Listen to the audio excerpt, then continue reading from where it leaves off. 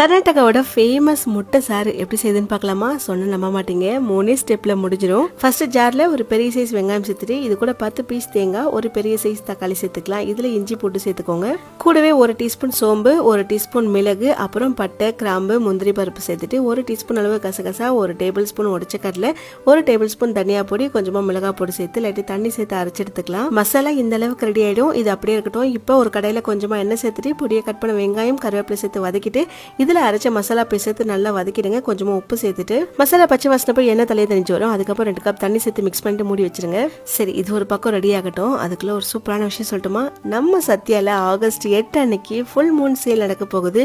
எல்லா ப்ராடக்ட்ஸ்க்கும் சூப்பரான ஆஃபர்ஸ் இருக்கு. ஏசி, டிவி, வாஷிங் மிஷின், ஃப்ரிட்ஜ்னு இந்த மாதிரி எல்லா ப்ராடக்ட்ஸ்க்குமே நிறைய ஆஃபர்ஸ் இருக்கு.